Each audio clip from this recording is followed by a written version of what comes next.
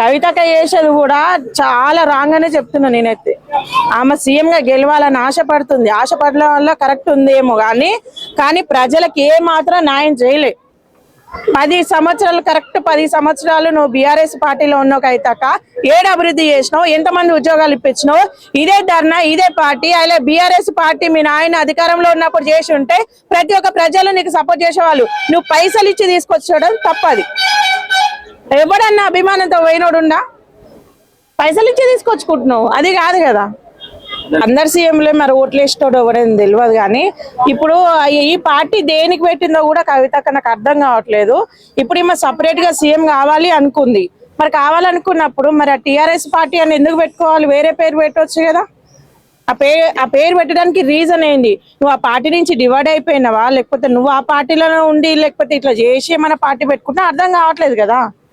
ఇప్పుడు ఇంకొక మాట కూడా కవితక్క చెప్పింది, ఇది జయలలిత తమిళనాడుకి కూడా అమ్మున్నట్టు ఇక్కడ తెలంగాణకి కవితక్క అమ్మనంట. మరి ఇన్ని సంవత్సరాల నుంచి 10 సంవత్సరాల నుంచి మరి కవితక్క ఏమైపోయింది? ఇప్పుడు చెప్పుతుంది కానీ మరి 10 సంవత్సరాల నుంచి కూడా మా పదవిలో ఉంది కదా. మరి ఆ రోజు ఎందుకు చెప్పలేదు ఇదే మాట? ఈ రోజు కొత్తగా ఎందుకు చెప్తున్నారు?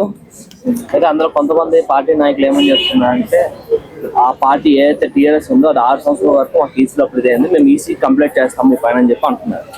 ఏ చేసినా తమ్మి ఏ అయితే పళ్ళు రాలగొట్టుకుంటేందుకు ఇదంతా ఉద్దరు మాటలు, ఇక అంతే ఉద్దరు మాటలు. అందరు సీఎంలు అవుతారు, అందరు పార్టీలో పెడతారు, లాస్ట్ వరకు మరి ఓట్లు వేసుకోవడం కూడా తెలుస్తలేదు. వాళ్ళకి వాళ్ళు ఓట్లు వేసుకోవాల్సిందే. ఒక్కటన్నా అర్థం ఉందా? ఒక్కరన్నా కనీసం ఇబ్బందులు పడుతున్న వాళ్ళ కోసం ఎవరన్నా సాయం చేసిన వాళ్ళు ఉండరా? ఎవరి స్వార్థం వాడే చూసుకుంటుండు, ఎవరిని వాడే చూసుకుంటుండు. ఇప్పుడు మల్లన్న పార్టీ పెడుతుంది, ఈమె పార్టీ పెట్టింది, ఆయన పార్టీ పెట్టిండు. ఆయననేమో ఇప్పటి వరకు కేసీఆర్ గారు బయటకు వచ్చి మాట్లాడిన పాపానే ఆయన పోవట్లేదు. మరి ఆ పార్టీ కూడా ఏమైపోతుందో అర్థం కావట్లేదు. జైలుకి వెళ్ళి వచ్చేటోళ్ళందరూ సీఎం అవుతారు అంతే. నేను కూడా 2-3 కేసులు మీద వేసుకొని నేను కూడా పార్టీ పెట్టుకుంటా. జైలుకి పోయిన వాళ్ళే కదా ఇప్పుడు అందరు పార్టీలు పెట్టింది. ఇప్పుడు మన మల్లన్న అదే, ఇప్పుడు కవితక్క అదే. కవితక్క మరి ఇంత ముందుకు ఎందుకు పెట్టలే పార్టీ? జైలుకు వచ్చినాకనే కదా మా పార్టీ పెట్టింది. సరే పార్టీ పెట్టింది చాలా బాగుంది. ఎందుకంటే ఇప్పటి వరకు మన తెలంగాణలో లేడీ మా సీఎం అయితే ఎవరు లేరు. కానీ నేను అడిగేది ఏంటంటే కొత్తగా కాదు కదా ఇది. కొత్త పార్టీ ఎట్లయితే పాతదే అయిపోయింది, రొటీన్ అయిపోయింది అది. ఏదైతే వాళ్ళు జైలుకి వెళ్ళారు కదా కవిత గారు, ఆ జైలు దేని వల్ల వెళ్ళారంటే లిక్కర్ స్కామ్ అయిన వల్ల వెళ్ళారు. అయితే ఒక పార్టీ నడపాలంటే కోర్టులతో చేకూడేది. అయితే అన్ని కోర్టులు ఎలా వచ్చాయి? లిక్కర్ స్కామ్ వచ్చినప్పుడే ఈ పార్టీలో పెట్టారంటారా? ఇప్పుడు మందులో వచ్చిందో తెలియదు. నిజం చెప్పాలంటే అక్కడ షర్మిలక్క ఉండిపోయింది, ఇక్కడ ఏమున్నది. కానీ అది తప్పు. ఈరోజు ఒక కేసీఆర్ గారు బయటికి రావట్లేదు అంటే ఆయన కుటుంబమే కరెక్ట్ లేదు. నేను బయటకు వచ్చి ఏం ప్రజలకు ఏం చెప్పాలన్న ఉద్దేశంతో ఆయన రావట్లేదేమో. ఇప్పుడు ఇన్ని వేల కోట్లు కవితక్క కానీ ఇప్పుడు రామన్న కానీ బయటికి తెలిసిందంటే ఎవరి ద్వారా తెలిసింది? కేసీఆర్ ఉంటేనే కదా. ఇప్పుడు అదే కేసీఆర్ కి ముఖం లెక్కట్ అయిపోయింది కదా బయటకు రావడానికి. ఇప్పుడు అదే కేసీఆర్ కి ముఖం లేదు. ఇప్పుడు ఇన్ని కోట్లు ఏ నుంచి వచ్చినాయి? ఒకప్పుడు 1,00,000 రూపాయలకు 2 లక్షలకు జీతం చేసిన వాళ్ళు ఇన్ని వేల కోట్లు 13 కోట్లు పెట్టి ఇవాళ అక్కిళ్ళు ఎట్లా కట్టింది? ఏ నుంచి కట్టింది? 10 సంవత్సరాలలోనే 11 కోట్లు పెట్టి ఎట్లా కట్టింది? మరి మాకు చెప్తే మేము కట్టుకుంటాం కదా. మరి మాకైతే ఇల్లు లేదు, మరి మేము కూడా కట్టుకుంటాం.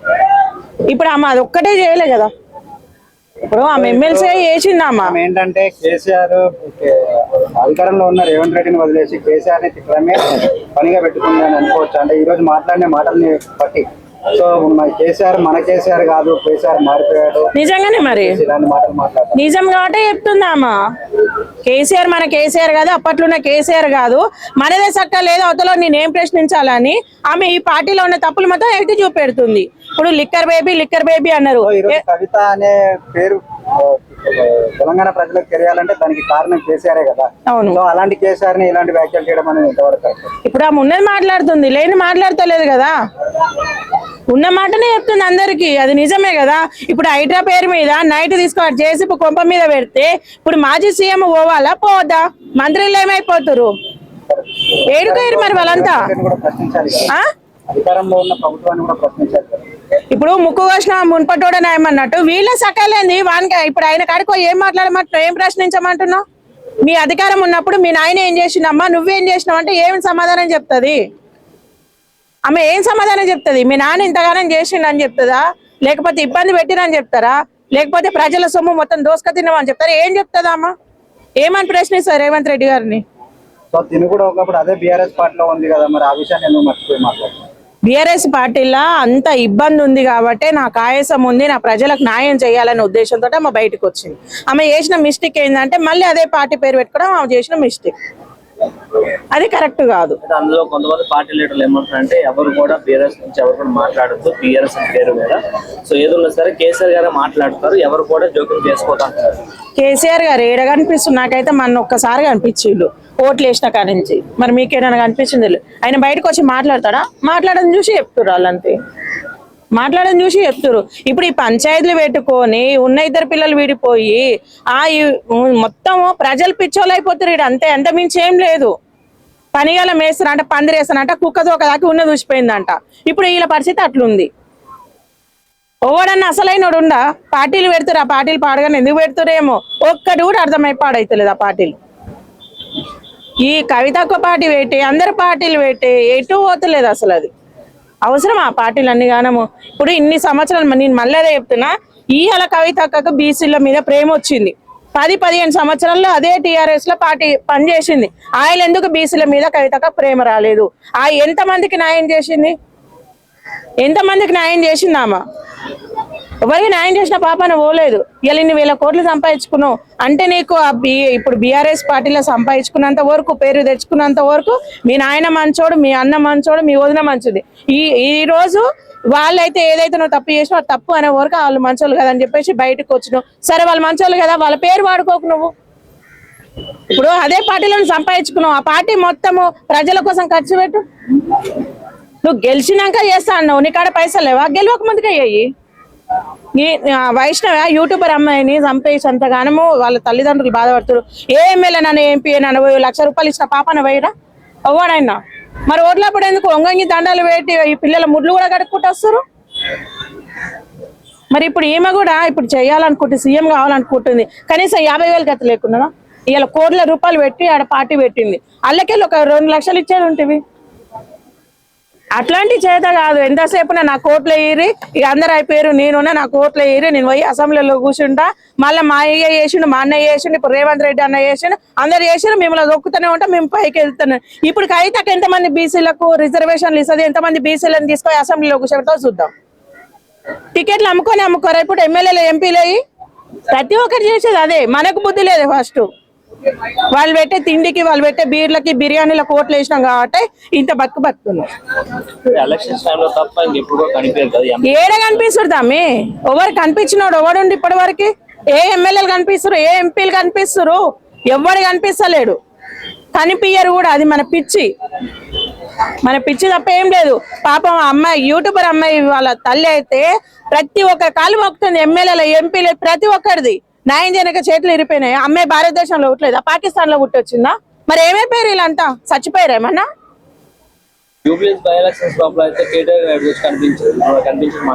ఎందుకు కనిపిస్తాడు? అప్పుడు అవసరం అది. ఇప్పుడు అదే అవసరము, అప్పుడు కనిపిస్తారు.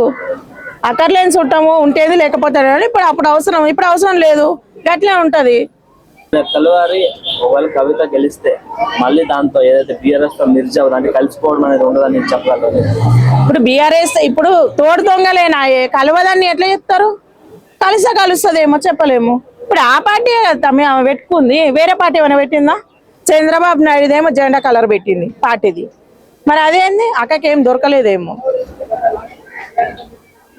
చాలా వరకు దోసక తినడం మాత్రమే ఉంది మన తెలంగాణలో. అభివృద్ధి చేసేటోళ్ళు ఎవ్వరు లేరు. ఇంకేమైనా ఉందేమో వేల కోట్ల లక్షలల్లా అప్పులు చేసి, అవస్థలు వేసి, ట్యాక్సీలు అని చెప్పేసి ప్రతి ఒక్కరు మీద వేసి నాశనం చేస్తారు తప్ప ఎవడు మనకు సాయం చేయడు. ఏ సీఎంలు అయినా కానీ ఎవడైనా. ఇప్పుడు కవితకు వచ్చింది కొత్తగా, మళ్ళీ తిన్మార్ మల్లన్న గారు వస్తున్నారు, ప్రతి ఒక్కరు వస్తూనే ఉంటారు. ఇప్పుడు కవితక్క సిద్దిపేట నుంచి హరీష్ రావు పైన పోటీ చేస్తా ఉంటుంది, మరి గెలిచే అవకాశం ఉందా? ఇక బాబాయే మరదలే, గెలుస్తుందో ఓడతారో. ఏది గెలిస్తే ఏంది? ఇప్పుడు ఏది గెలిచినా ఒకటే ఇంట్లో పోతుండే. ఇప్పుడు ఆమె గెలిచిన ఆయన ఇంట్లోకి పోతుండే, ఆయన గెలిచిన ఆమె ఇంట్లోకి పోతుండే. తేడా ఏముందా? బావమరదలకి ఎప్పుడైనా పోటీనా? కొత్తగా ఏముందా? ఇద్దట్లో ఎవరు గెలుస్తారు? ఇద్దట్లో ఎవరు గెలుస్తారు అంటే ఇక ఓట్లు వేసే వాళ్ళే చెప్పాలి.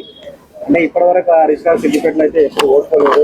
కవిత ఏంటంటే గట్టిగా చెప్తుంది, నేను సిద్దిపేటలో ఖచ్చితంగా గెలిచి నేను కూడా చెప్తా, రేపు తెల్లారి వరకు నేను ఎమ్మెల్యేగా పోటీ చేస్తా, నేనే గెలుస్తా అని చెప్తా. ప్రజల కాడు ఉంటది అదంతా. ఇప్పుడు నేను గెలవనని చెప్తానా? ఎందుకంటే నా పరువు పోతుంది. నేను గెలుస్తానే చెప్తా. ఎవరు గెలిచినా నేను ఒకటే చెప్తున్నా, మీరు మా తెలంగాణ కోసం కష్టపడొద్దు, మా తెలంగాణ అభివృద్ధి మీరు ఎట్లా చెయ్యరు, కానీ కనీసం వికలాంగులకి గట్లాంటి వాళ్ళకి అచ్చలు జరగకుండా చేయరు. మీకు దానం పెడతా. ఆడోళ్ళని మొగోళ్ళని సంపకుట్ట జర గాలిని కాపాడరు, మీకు పుణ్యం ఉంటుంది తప్ప ఈ ఐఫోన్లు తీసేయరు. మీరు తెలంగాణకి ఏం అభివృద్ధి చేయకూరి. మీరు ఉరగబెట్టేది ఏం లేదు. అవి ప్రతి ఒక్కటి చూపిస్తారు, మీరు తింటారు. డబుల్ బెడ్రూమ్లు ఇస్తారు. డబుల్ బెడ్రూమ్లు ఇచ్చిన వాళ్ళు కూడా ప్రతి ఒక్కరు ఏం చేస్తారు, ఊర్ల పొంటి పోరా, పెళ్లిళ్ళు కావా, సావులు కాదా, లేరని చెప్పేసి కొట్టేస్తారు. 1,00,000 2 లక్షలకు డబుల్ బెడ్రూమ్లు అమ్ముకుంటున్నారు. మరి అట్లాంటి దాని గురించి మాట్లాడవచ్చు కదా. ఇప్పుడు ఐటా అని చెప్పేసి మన రేవంత్ రెడ్డి అన్న ఉన్న కొంపలు మొత్తం గుల్చుకొస్తుండు. అసలు అది నిజం ఎంత అబద్ధం ఎంత అని చెప్పేసి రోడ్లకి ధర్నాలు చేయొచ్చుగా. 4 రోజుల భాగవతం ఏదైనా. ఎలా ఉండబోతుంది పార్టీ అజెండా? కవితకి ఎట్లుంటే బాగానే ఉంటది. ఎప్పటికైనా కవితకి ఎప్పటికైనా బాగానే ఉంటది. కవితకి ఏమైంది, మంచిగానే ఉంటది, అజెండా ఎలా ఉండబోతుంది? బాగానే ఉంటది. బందోబస్తుగా గెలిచినాక బాగానే ఉంటది. ఇప్పుడు గెలిచినాక కవితక మనకు దండం పెడుతుంది, గెలిచినాక మనం ఆమె కాలు పట్టుకోవాలి, అంతే. సింపుల్. అది ప్రతి రాజకీయ నాయకుని చేసే పని. మనం అదే గెలిచినాక వాళ్ళు మనకు దండం పెడతారు, మన ఇంటికి వస్తారు, అన్నం తినమంటే తింటారు, ఏం చేయమన్నా చేస్తారు. అర్థమైందా? గెలిచిన తర్వాత మనం వాళ్ళ కాలు మొక్కాలి, వాళ్ళ పియ్యల కాలు మొక్కాలి, వాళ్ళ ఇంటి పక్కల ఉన్న కుక్కల కాలు కూడా పోయి వాళ్ళ దిగి అడగమన్నది అడగాలి. ఏం తెలంగాణ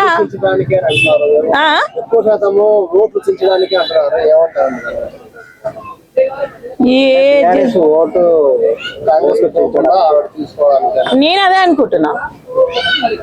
అనుకుంటున్నా. ఎందుకంటే ఇప్పుడు వీళ్ళిద్దరు కలిసి చేస్తున్నారేమో. ఇప్పుడు వేరే పార్టీ పెట్టాలని కవితకు అనుకుంటే మరి ఇంకా పార్టీ పేరు మార్చొచ్చు కదా. అదే పార్టీ పేరు ఎందుకు పెట్టుకోవాల్సి వచ్చింది? ఖచ్చితంగా పోతారు, పోకుండా ఎవరు ఉండరు. ఖచ్చితంగా పోతుంది. పైసలు ఉన్నాయన్నా, మరి ఏం చేయమంటున్నావు? ఇప్పుడు పైసలు ఉన్నాయి, కొడత కొండ లేకపోతే బండ, అంతే. కొట్టిననుకో కొండ వస్తుంది, సీఎం అవుతాము. కొట్టలేకపోయినాం అనుకో బండ, మళ్ళీ అదే ఏదో ఒకటి పార్టీలకు వచ్చి చెయ్యొచ్చు, అయిపోయి. దాంట్లో ఇబ్బంది ఏముంది?